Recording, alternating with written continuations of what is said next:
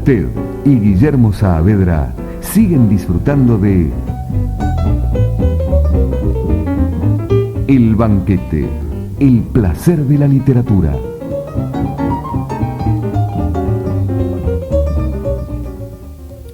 Seguimos con Josefina Ludmer hasta las 8 de la noche. Estábamos tratando de pedirle algo que es muy difícil a Josefina, y es que nos hablara de un libro de ella que no está terminado y en consecuencia obviamente tampoco ha sido leído, ha sido recibido, no está circulando en las librerías. El libro se llama El cuerpo del delito y tiene un subtítulo además que es un manual. Antes de dirigirnos hacia esa zona del libro que parece estar más o menos en el centro, un capítulo que se llama La violencia y tiene como subtítulo Los Moreira, me gustaría que comentaras un poco, más allá de la obvia carga paródica que tiene ese subtítulo, un manual, por qué está puesto ahí, digamos, qué necesidad de no dejarlo sobreentendido, sino explicitar. No tiene ninguna carga paródica, es absolutamente en serio. Me imagino, claro. Es un útil manual sobre el delito. El manual el cuerpo del delito bonaerense se podría llamar. Podrías hacer uno para la provincia de Buenos Aires y otro para la capital. Es un útil manual, pretende ser un útil manual, ahí está la verdadera utopía. Manual en el sentido de que va a ser un formato manejable, digamos, que se puede leer en el colectivo. No, en el sentido de un manual de cuentos, de cuentos argentinos. Que se pueda... intenta hacer una historia de la literatura argentina, sui generis. Sí, sui generis, sí, muy sui generis. Intenta hacer historias más que una historia. ¿Vos pensás que este es un eje privilegiado, digamos, hay una posibilidad de conducción, de hilo conductor en esta idea del delito, que te da libertades o posibilidades de iluminación o de interconexión de distintos procesos, de distintos ciclos, como decías antes, a diferencia de otros ejes posibles? ¿O habría otras formas de organización de esas historias que serían tan válidas como tomar el delito? Sí, no, yo creo que... ¿Descartaste otras? ¿Se te ocurren otras para el futuro, digamos, otras líneas geodésicas, digamos? ¿Cómo me podés preguntar si se me ocurre algo para el futuro si estoy terminando el libro? ¿Te das cuenta? Después de salido el libro hay 2 años de duelo, como bien sabrás. Y recién ahí se te ocurre la primera idea, en serio. Bueno, está bien. Pero de lo de ahora podemos seguir hablando. Pero de ya no estamos cerrando, ni nos estamos condenando a un futuro de perplejidad. Para mí lo único que existe es el delito. Yo vivo inmersa en la realidad virtual del delito en este momento. De modo que no podría pensarlo de otro modo. Pero además es una locura mía, digamos. O sea, cualquier crítico puede elegir su propia locura y hacer su propia ficción crítica, porque de eso se trata, ¿no? Son como ficciones críticas para poder leer algo. Hay algo que está dicho, por lo menos en uno de los capítulos que yo pude leer, no sé si eso se retoma como idea antes y después en el libro, de la calidad de las ficciones, lo que tienen las ficciones como construcción, que me gustaría que lo comentara, ¿no? Esta idea de la ficción, la relación que tiene con la verdad, la relación que tienen como relatos, como cuentos que iluminan sobre ciertas situaciones, que estaría encerrada en la idea de ficción tal cual vos la usás, volviendo a esta idea que yo mencionaba al comienzo de un diccionario personal donde ficción no es simplemente no sí, para mí ficción es una cosa y los cuentos son otra, Por eso me gustaría que... O sea, una cosa es la categoría de ficción, que como casi te diría una categoría estética, histórica también, porque ha ido cambiando. Eso es una cosa, o sea, es una parte de la ciencia de la literatura, si querés burlarte hoy de eso, ¿no? Eso es la ficción. Y otra cosa son los cuentos, que tienen una cercanía, una proximidad, una intimidad. Es la diferencia que va entre lo que podría ser una crítica que yo misma hacía hace, 20 años, que es una crítica muy dura desde el punto de vista teórico, donde la ficción, ¿no?, aparecería como problema, ¿no? Y una crítica mucho más blanda que usa categorías concretas y no abstractas para pensar procesos culturales. Eso se Esa es la diferencia que te diría así más definitiva o definitoria entre lo que yo estoy haciendo ahora y lo que hacía antes, ¿no? Y entre lo que podríamos llamar un instrumento, si querés parodiar, un instrumento moderno y un instrumento posmoderno. Ambos son instrumentos conceptuales, sí, sí, pero son de modos distintos de pensar. En el libro de la gauchesca había, entre muchas otras referencias teóricas que estaban más o menos explícitas o implícitas, había una recursión a ciertas ideas de la filosofía de Wittgenstein que funcionaban con mucha intensidad en el libro. A veces en el pie de página, que en ese libro en particular construye casi otra zona de lectura, como yo a veces, recordando la lectura del libro, lo veía como una banda de imagen y de sonido pegadas como en las películas, ¿no? Donde uno podía ir siguiendo las dos secuencias, a veces interrelacionándolas y a veces casi por separado. En este libro, en El cuerpo del delito, ¿hay alguna fuente de alimentación privilegiada en relación a otras, como pudieron haber sido esas ideas de Wittgenstein para el libro de la gauchesca? No, decididamente no. Tiene que ver con este ablandamiento, digamos, sí, del instrumental, sí, de operaciones. Tiene que ver y de todas maneras no podrías reconocer a posteriori, todavía no tenés distancia con el libro, seguro me vas a decir qué cosas están sobrevolando la escritura, las ideas que organizan el libro, ¿no? ¿O preferirías no mencionar, preferirías no hacerlo? Yo sigo insistiendo que es un libro de cuentos, ¿no? De modo que toda mi preocupación es cómo organizo los cuentos, cómo los divido en capítulos, es un libro de cuentos, es la idea central, es la idea que además la tortura como crítica es cómo contar los cuentos. Como un crítico cómo un crítico puede contar los cuentos de la literatura, volverlos a contar. La idea de volver a contar un cuento me trabaja todo el tiempo porque todavía no lo terminé, así que esa es uno de los problemas de la cocina de la escritura, ¿no? En un libro que se quiere un libro de cuentos, pero lo que pasa es que hay cuentos que abarcan 5 o 6 novelas y hay cuentos que abarcan a lo mejor, qué sé yo, 90 años, ¿no?, de literatura. Entonces, ¿cómo hacer para contar esos cuentos, no? Y en ese sentido, el proceso de escritura del libro, ¿cómo fue? ¿Cómo trabajás o cómo trabajaste en este libro en particular? ¿Tenés borradores sucesivos? ¿Tuviste que reescribir muchas veces? ¿Y cuáles serían los criterios de corrección? ¿Cuáles serían los criterios para ir llegando a la ilusión de una versión más o menos definitiva? La ilusión de la versión se completa cuando están todas las situaciones de contar cuentos de cada capítulo. Ajá. Porque no es solamente la idea de recontar un cuento de la literatura, sino poner en escena una situación de contar un cuento. ¿Y esa situación? O una situación, digamos, de comunicación inmediata. Y las situaciones se van desarrollando a medida que se escriben, digamos, no hay una prefiguración tuya de cuáles son los distintos aspectos de esa situación antes de ponerte a escribir el capítulo. No, eso, lo de la situación es inspiración pura. O sea, en general yo termino un capítulo con todas las ideas del capítulo, con las referencias, que me dan un trabajo tremendo por la cantidad de material que tengo. Lo termino y después empiezo a pensar en la situación de contar el cuento.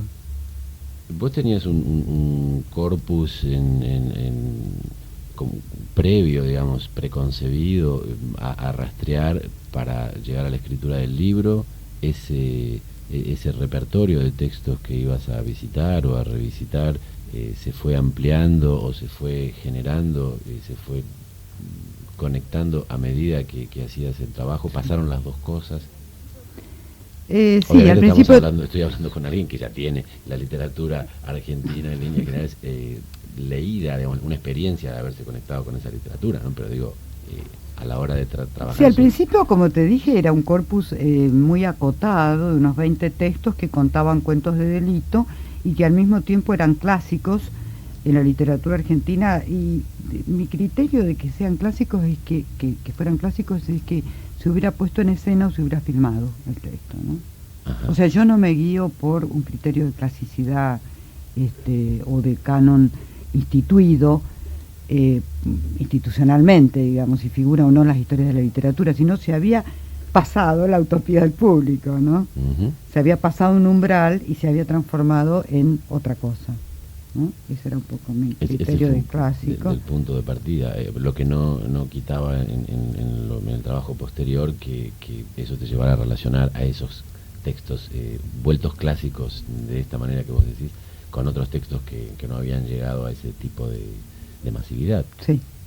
Sí, por eso te digo, ese fue el primer corpus, porque la idea mía era analizar la literatura canónica, un tipo de literatura canónica de una línea de la cultura argentina, que es la línea que yo llamo modernizadora, ¿no? Y después, bueno, ahí fue el momento en que me aburrí, precisamente, como te contaba, ¿no? Y entonces empecé a buscar por otro lado y empecé a ir para atrás y empecé a encontrar otros textos y a meterme en esos otros textos y a leer o sea, les puse nombre, digamos, ¿no? Los muy leídos desde los no leídos.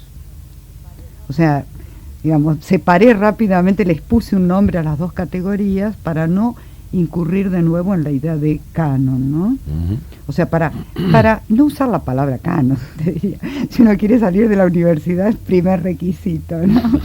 Entonces, el primer requisito es, en vez de eso, muy leídos y no leídos. Hay que sacar fotos con otra cámara, ¿no? ¿No? Otro tipo de lengua mucho más cercana, otra vez, ¿no? Porque Uh-huh. lo que te pone la institución también es un discurso muy distante. Y bueno, entonces empecé a imaginar la posibilidad de que se podía leer toda una secuencia de la historia de la literatura argentina desde 2 o 3 puntos, que era lo desechado de la literatura, lo no leído, lo no reeditado, lo que no aparece nombrado en general, donde solamente, digamos, lo que está contenido en los libros de Viñas como nombre y que no ha sido leído jamás. Sí, que en Ese era muchos uno de casos mis modelos. muchos sospechamos que forman parte del ficcionario apócrifo de David Viñas. No, de ningún modo, No, lo he ya. podido comprobar. Estamos con Josefina Ludmer, una crítica argentina, hasta las 8 de la noche. Les recuerdo, el teléfono es 963-8018. Vamos a escuchar otro tema. Ahora vamos a pasar al Brasil. Hace 25 años, un poco más, casi 30, Caetano Veloso y Gilberto Gil editaban un disco juntos, Tropicalía, que generó todo un movimiento que quedó condensado o disparado por ese disco que se llamó el tropicalismo. 25 años después, ahora un poco más, el disco salió 25 años después del primero, los mismos intérpretes, los mismos creadores, con la misma vitalidad creativa intacta, sacaron una segunda versión o una segunda muestra de la calidad de sus encuentros musicales, que se llamó Tropicalía 2. De este disco vamos a escuchar ahora el primer tema, que se llama Haití, que es de Caetano y de Gilberto Gil. Después seguimos con Josefina Ludmer.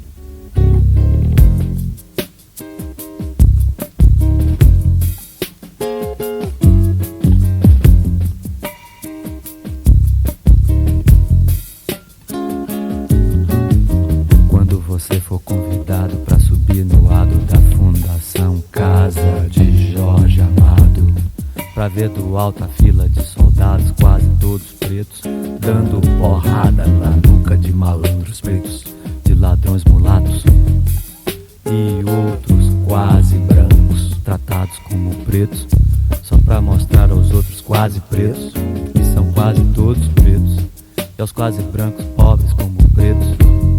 Como é que pretos, pobres e mulatos, e quase brancos, quase pretos, de tão pobres são tratados? E não importa se olhos do mundo inteiro possam estar por um momento voltados para o largo, onde onde os escravos eram castigados. E hoje um batuque com a pureza de meninos uniformizados, de escola secundária em dia de parada. E a grandeza épica de um povo em formação nos atrai, nos deslumbra e estimula. Não importa nada, nem o traço do sobrado, nem a lente do fantástico, nem o disco de Paul Simon. Ninguém é cidadão se você for ver a festa do Pelô. E se você não for, pense no Haiti, reze pelo Haiti. O Haiti é aqui, o Haiti não é aqui.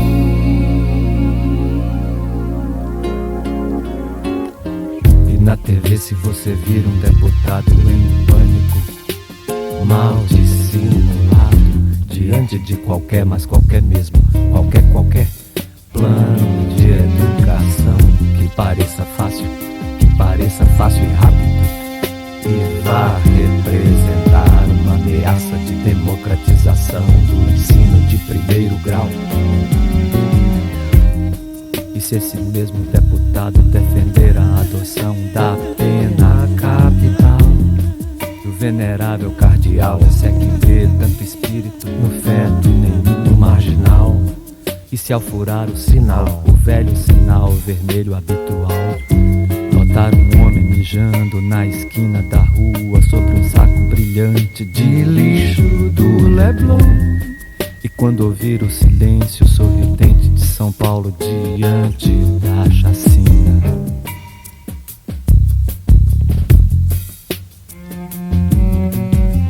111 presos indefesos, mas presos são quase todos pretos, ou quase pretos, ou quase brancos, quase pretos, de tão pobres.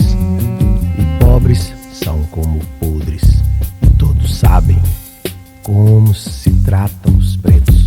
E quando você for dar uma volta no Caribe, quando for trepar sem camisinha e apresentar sua participação inteligente no bloqueio a Cuba, pense no Haiti, reze pelo Haiti. O Haiti é aqui, o Haiti não é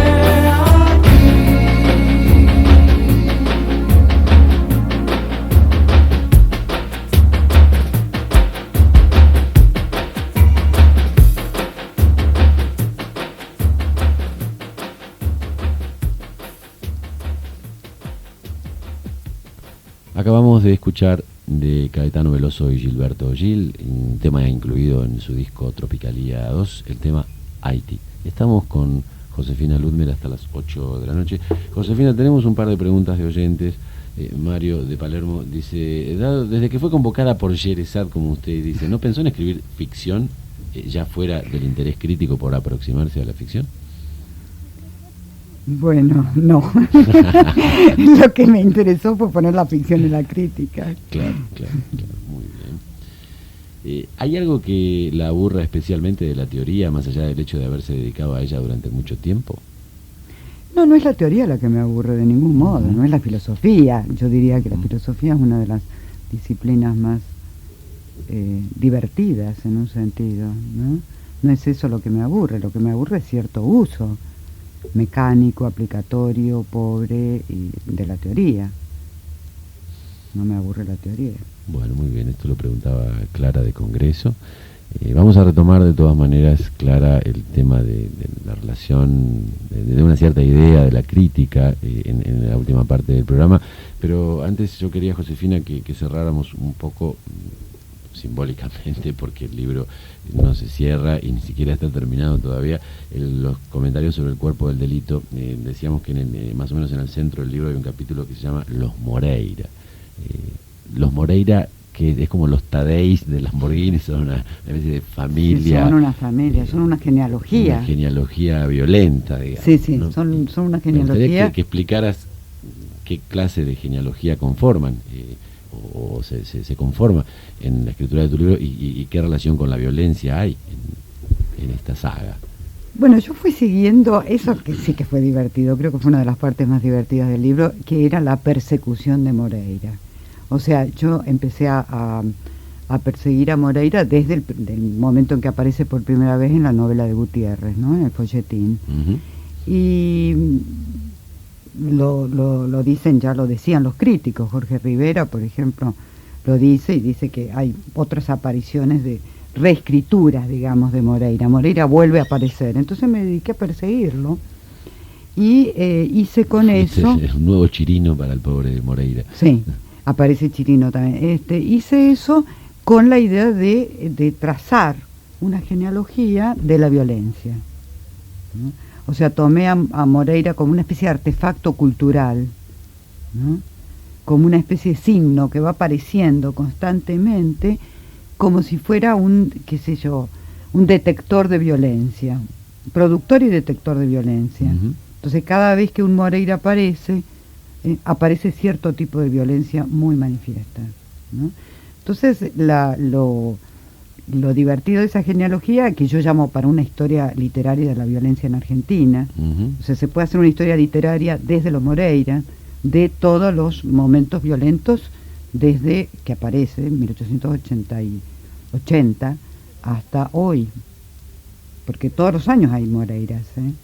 Entonces los voy siguiendo en forma de, digamos, como si fuera en un momento determinado, los voy siguiendo minuciosamente, solo en un momento determinado, porque es imposible, porque está la proliferación de Moreira en la cultura argentina. ¿Qué sería lo que definiría al Moreira, digamos, ¿no? Bueno, según, porque justamente Moreira es una de las figuras que han dividido a la cultura argentina. ¿Cómo se reconoce un Moreira, sería, si uno lo ve, digamos, por la calle o se lo topa en la página de alguna novela? ¿Cómo sabe que está frente a un Moreira, como uno diría, bueno, sepa cómo reconocer? Bueno, un Moreira, ante todo, es un violento, pero es un violento argentino. Ajá. Esa es su característica.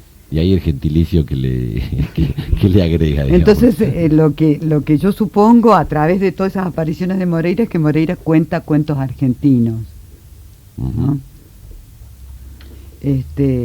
Cuenta cuentos de, por ejemplo, de empleados ñoquis, cuentos de Perón, porque eso se va detectando en las apariciones siempre literarias de Moreira, ¿no?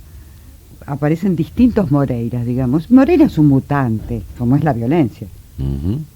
Entonces, el hacer de ese Moreira, ¿no?, un personaje mutante, y además en genealogía, porque aparecen los nietos, los abuelos de Moreira, en la literatura, ¿no?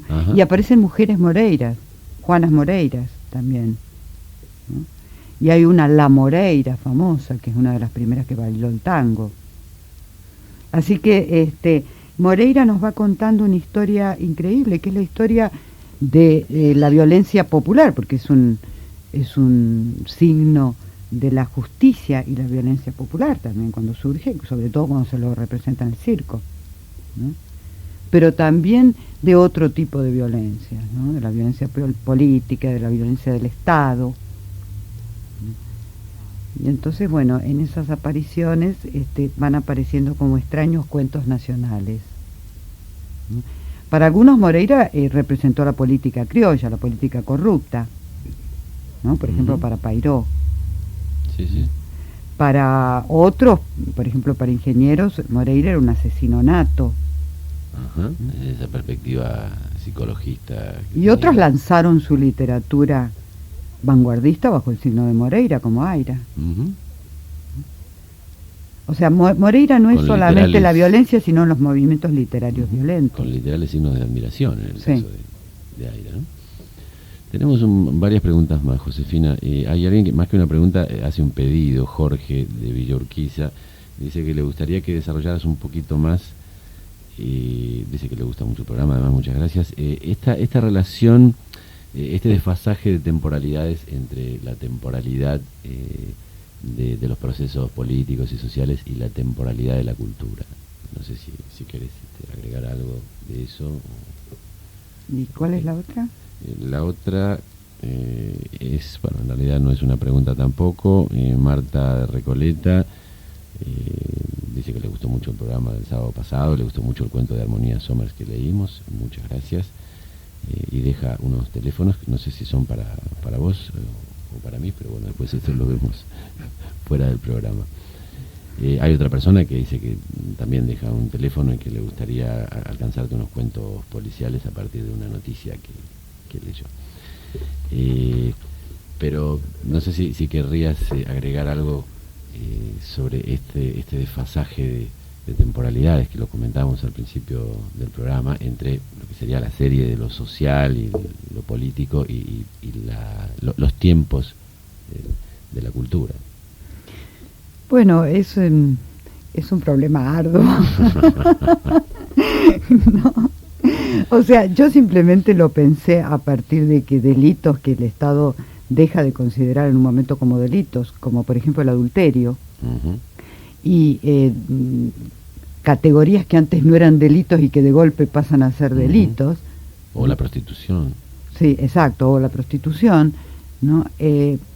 Siguen su curso en la cultura como delitos. Esto porque Aunque, en el orden de lo moral. Claro, o sea, digamos que la cultura trata de mantener unida lo que el Estado separa, que es la idea de pecado y delito. La cultura trata de mantenerlo unido. La cultura argentina en particular. No, la cultura trata de mantenerlo unido porque está en el corazón del sujeto, digamos. Si digamos la palabra pecado a esta necesidad de conservación. Sí, cualquier tipo de transgresión, digamos, ¿no? Bien, porque no sería solo una tradición transgresión con delito, judeocristiana, cultura... sino Sí, lo dije para decirlo en fácil. Pero es cualquier tipo de transgresión. Todos tenemos nuestros delitos, ¿no? Estamos llenos de nuestros delitos interiores, ¿no? Y bueno, y esa temporalidad creo que es mucho más lenta que la temporalidad política del Estado. Te voy a proponer que escuchemos un tema, Josefina, y espero por favor que no lo tomes como una crítica, ni como un pedido siquiera, porque el tema se llama Sujétate a la lengua. Y es un tema que habla, vas a ver que tiene mucho que ver, es un homenaje, porque habla de lo difícil que es el problema del lenguaje. Es un tema de la tradición popular puertorriqueña, del folclore puertorriqueño, que está hecho por uno de los más virtuosos salseros contemporáneos, que es Eddie Palmieri, en piano, con su grupo y con la maravillosa voz del Maelo Quintana, de Ismael Quintana. Entonces me lo propongo más a mí sobre todo, y no a nuestra invitada, Sujétate la lengua, Saavedra, y escuchemos a Eddie Palmieri.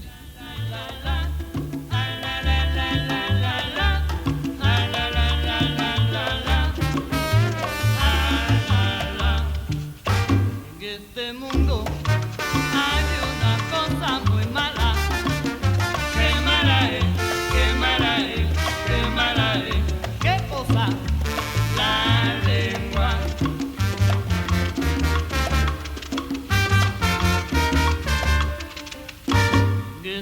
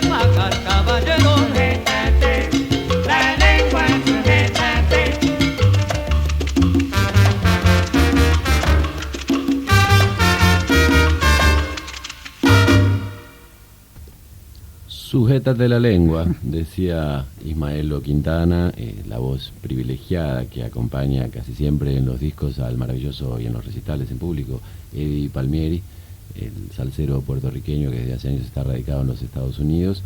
Este tema está incluido en una antología que se llama The History of Eddie Palmieri, la historia de Eddie Palmieri, y está a su vez en alguno de los discos individuales que no recuerdo. Insisto, no hay ninguna alusión, ninguna exhortación a nuestra invitada de hoy, a pesar de que incluso en el tema, cosa que yo no recordaba, dice por ahí, Josefina, sujétate la lengua, es todo lo contrario de lo que le estamos pidiendo hoy. Luego de la tanda vamos a seguir conversando. Primero vamos a hacer la columna, en este caso de cine, con David Oubiña, que ya está por aquí, y después vamos a cerrar el programa exhortando a Josefina Ludmer a que se suelte la lengua todo lo que pueda.